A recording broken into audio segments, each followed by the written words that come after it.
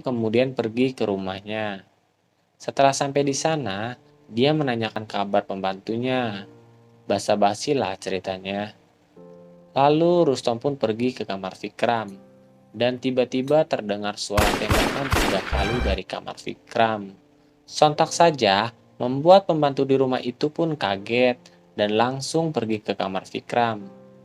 Melihat Vikram sudah tidak bernyawa lagi dengan luka tembak di dadanya, lalu Rustom segera pergi ke kantor polisi dan menyerahkan diri.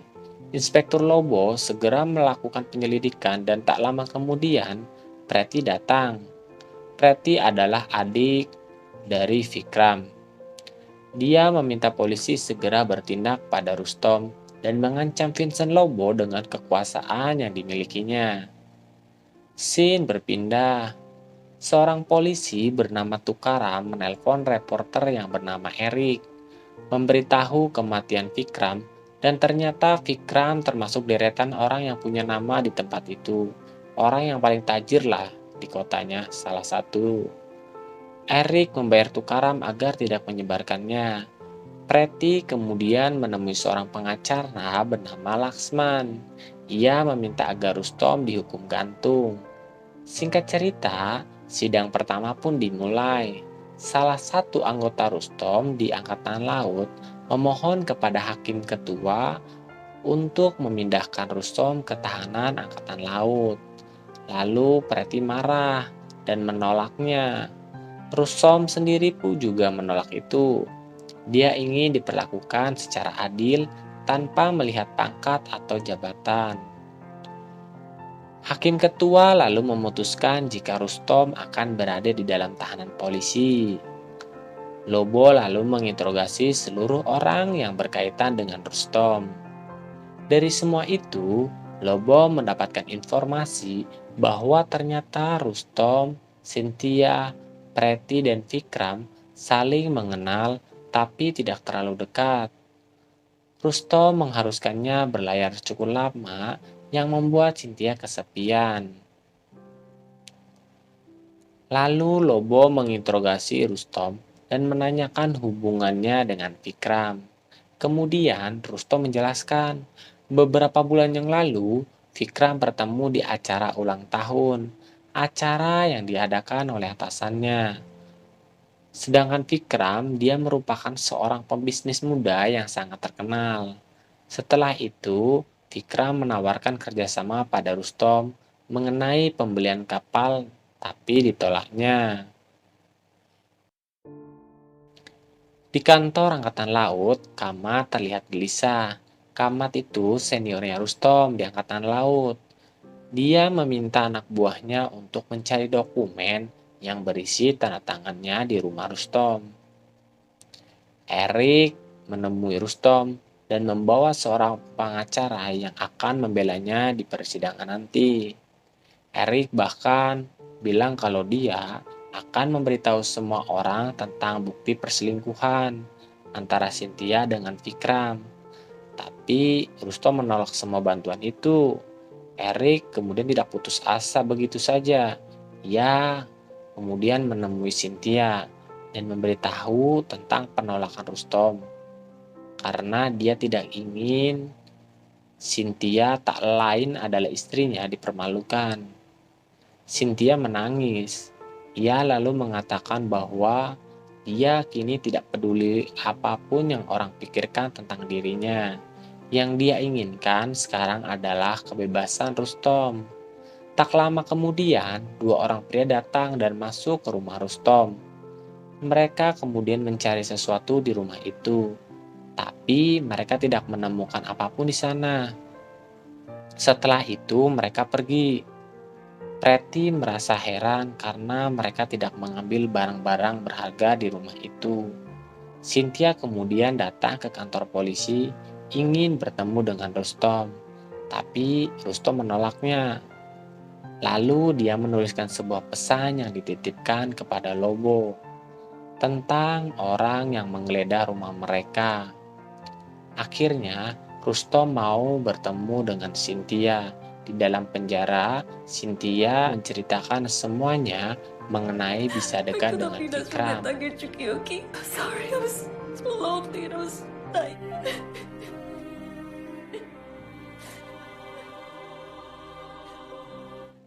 Pada saat dia mengantar Rustom ke pelabuhan, Preti datang untuk menghiburnya dan mereka menghabiskan waktu bersama. Suatu hari, Vikram dan Preti merayakan ulang tahun Cynthia di rumah mereka. Pada saat itu, tiba-tiba Preti harus pergi dan meninggalkan mereka. Siasatlah pokoknya. Mereka menghabiskan waktu bersama dan perselingkuhan pun terjadi.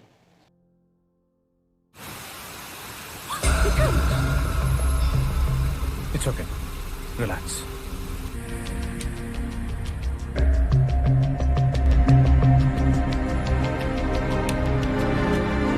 Atas kejadian itu, Cynthia pun merasa berdosa karena melakukan pengkhianatan kepada Rustom, lalu memutuskan untuk meninggalkan Vikram. Scene berpindah, di mana Kamat sangat marah karena orang suruhannya tidak menemukan dokumen yang mereka cari di rumah Rustom. Singkat cerita, sidang kedua pun dimulai. Pengacara Preti, yaitu Kang Gani, meminta Rustom untuk mengaku jika dia telah membunuh Vikram. Tapi Rustom menolak semua tuduhan itu. Dia juga akan menjadi pengacara atas dakwaannya di persidangan itu.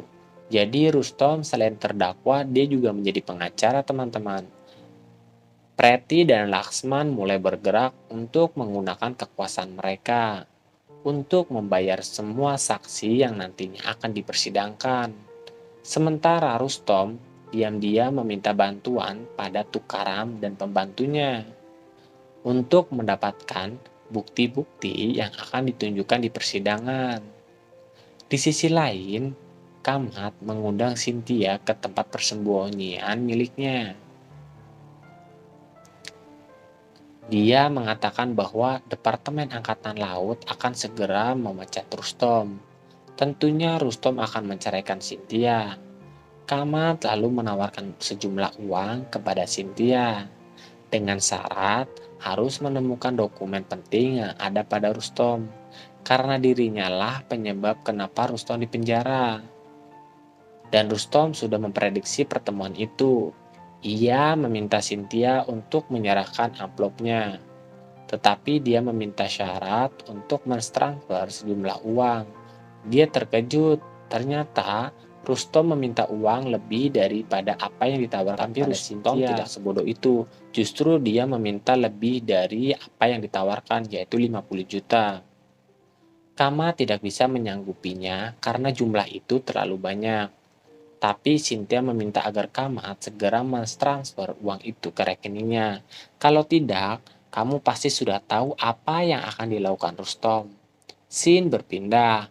Lobo yang sedang memeriksa isi dompet Rustom, ia menemukan perangko di dalamnya. Lobo pun segera ke kantor pos dan meminta keterangan ke petugas pos itu.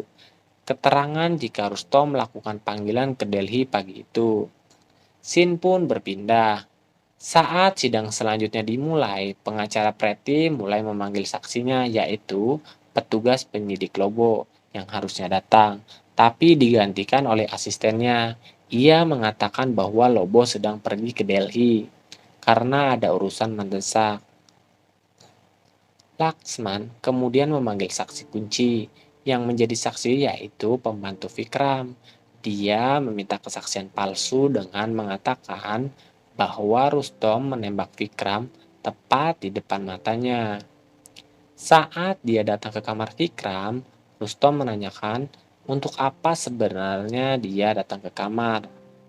Saat Rustom menembak Vikram, kemudian pembantunya itu terlihat ragu. Tapi dia menjawab kalau dia ingin menanyakan menu sarapan untuk Vikram. Lalu Rustom menunjukkan foto-foto yang memperlihatkan bahwa pria itu sudah lebih dulu menyiapkan sarapan untuk Vikram sebelum dia datang. Dan tidak mungkin dia menyiapkan menu sarapan untuk dirinya sendiri. Sementara itu menu sarapan itu adalah daging, sedangkan dia ada alergi dengan daging. Pria itu hanya diam dan tertunduk, malu. Lalu dia mengatakan yang sebenarnya, kalau dia dipaksa oleh Cynthia dan Laksman untuk berbohong. Dia kemudian meminta maaf. Laksman lalu memanggil Cynthia untuk menjadi saksi. Laksman mengatakan Cynthia lah yang menggoda Vikram karena merasa kesepian. Cynthia kemudian mengakui hubungan gelapnya dengan Vikram. Rustom menahan rasa kecewanya dan menanyakan apa yang dikatakan Laksman tadi benar. Cynthia mengatakan kalau Vikram lah yang mendekati terlebih dahulu.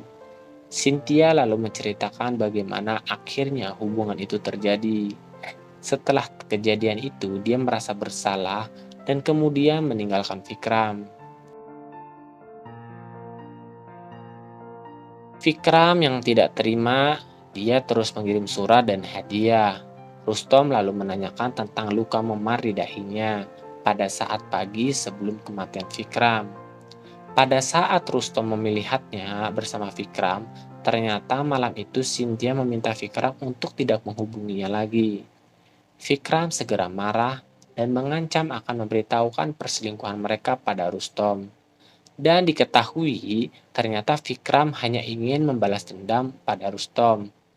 Cynthia tidak terima kalau Vikram mengancamnya. Ia kemudian menjelek-jelekan Vikram dan akhirnya membuat Vikram marah, lalu menamparnya dan membuatnya terjatuh membentur kursi. Malam itu Cynthia berjalan tak tentu arah. Dia menangis dan menyesali semua perbuatannya. Karena itulah dia tidak pulang malam itu. Setelah dia menceritakan semuanya, lalu Cynthia menangis. Rustom kemudian memberi sapu tangan miliknya dan mengantarkan Cynthia kembali ke kursinya. Lalu memanggil Preti dan menyuruhnya membaca surat yang dikirim Vikram untuk Cynthia. Dalam surat itu, Vikram terus mengatakan bahwa perselingkuhan mereka itu sudah terbiasa terjadi pada laki-laki. Karena mungkin juga Vikram melakukan hal itu, dan Cynthia juga berhak melakukan itu, bahwa ia tidak perlu merasa bersalah atas apa yang mereka lakukan itu. Dan itu ternyata memang benar, Vikram ya yang merayu Cynthia, bukan malah sebaliknya. Scene berpindah, di mana Lobo sudah sampai di Delhi. Lobo menemui Bakshi, seorang sekretaris Departemen Pertahanan. Lobo menanyakan tentang percakapan yang Rustom lakukan dengan Bakshi pada saat sebelum kejadian penembakan, lalu meminta rekaman suara tersebut. Pagi itu, pengadilan kembali dilakukan. Laksman bertanya kepada Rustom, kenapa harus membawa pistol kalau memang tidak ingin membunuh Vikram. Rustom kemudian menceritakan kalau pagi itu dia memang hanya sekedar ingin menanyakan kenapa Vikram tega melakukan itu padanya. Tapi dia mengetahui kalau Vikram juga memiliki pistol. Dia membawa senjata hanya untuk berjaga-jaga karena Vikram emosinya gampang naik hanya gara-gara hal sepele. Membuktikan hal itu dengan memanggil saksi, di mana saksi itu adalah seorang pelayan yang tidak sengaja menumpahkan minuman ke baju Vikram. Lalu ia marah sambil menodongkan pistolnya. Rustom juga menceritakan kejadian pagi itu, di mana di kamar Vikram, Rustom awalnya meminta ia untuk menikahi Cynthia. Tapi Vikram menolaknya dan marah sambil hendak menembak. Pertarungan tidak bisa dihindarkan. Vikram segera berhasil meraih pistolnya dan mengarahkannya pada Rustom. Tapi Rustom segera menembaknya terlebih dahulu. Lalu ia mengakui kalau dia memang menembaknya, tapi untuk mempertahankan dirinya. Laksman dan Preti merasa kalah, tapi tiba-tiba Lobo datang dan memberikan bukti percakapan antara Rustom dan Bakshi. Ternyata Bakshi sudah mengetahui tentang masalah Rustom dengan Vikram. Di dalam rekaman tersebut, Bakshi menyuruh bersabar karena dia akan mengurus masalah itu. Tapi Rustom menolak dan berjanji tidak akan melepaskan Vikram. Memang berencana membunuh Vikram. Hakim ketua kemudian menunda persidangan sampai besok pagi untuk memberikan waktu sampai juri memutuskan Rustom bersalah atau tidaknya. Diperlihatkan Lobo sedang duduk di kantornya. Ia merasa ada sesuatu yang tidak beres dalam kasus itu. Kemudian ia mendatangi Rustom yang berada di sel, menanyakan apa yang sebenarnya terjadi. Lalu ia bercerita mengenai kepergiannya ke London, yaitu untuk memeriksa kapal induk yang akan mereka beli untuk memperkuat departemen mereka. Tapi ternyata kapal itu tidak layak pakai. Dia memberitahu hal itu pada Kamat, tapi ternyata Kamat bersekongkol dengan Vikram dalam pembelian kapal itu. Mereka akan membelinya dengan harga murah dan menjualnya kembali dengan harga tinggi. Pada Departemen Angkatan Laut, Vikram datang menemui Rustom dan menawarkan sejumlah uang agar Rustom menulis laporan kelayakan dengan baik untuk kapal itu. Tapi justru Rustom marah dan menampar dengan keras Vikram. Lalu menemui Baksi yang saat itu juga sedang berada di Delhi dan memberitahu tentang rencana Kamat dan Vikram. Tapi lagi-lagi ia terkejut karena ternyata Baksi juga bersekongkol dalam rencana itu. Dan mereka kemudian memutasi pekerjaan Rustom. Ia kemudian mengatakan kepada Lobo bahwa aku mampu melindungi bangsa, tapi tidak mampu melindungi keluarganya sendiri. Rustom mengatakan kalau Cynthia sebenarnya tidak bersalah, karena dia hanya korban dari balas dendam Vikram. Itulah sebabnya dia merencanakan semuanya dan menghubungi Baksi pagi itu. Tapi justru Baksi telah mengedit rekaman itu. Dia mengatakan kepada mereka bahwa ia memiliki salinan dari dokumen laporan tentang buruknya kapal induk yang akan mereka beli. Tapi sebenarnya dia tidak memiliki salinan laporan itu. Alasan itu dia gunakan hanya untuk mengancam agar memberhentikan pembelian yang akan mengerugikan negara. Ini pemimpin yang cocok dan patut dicontoh oleh para pejabat negara kita. Bagus nih, jujur. Singkat cerita, sidang terakhir pun dimulai dan hakim ketua memutuskan Rustom tidak bersalah dan memberi kebebasan. Film pun tamat dengan diperlihatkan Cynthia dirangkul oleh Rustom dan memaafkan atas kesalahannya. Nilai positif yang bisa kita petik ialah bahwa apapun yang terjadi, pengkhianatan tidak bisa dimaafkan karena sudah diikat dengan pernikahan. Apalagi mereka sudah melakukan hubungan baik. Terima kasih.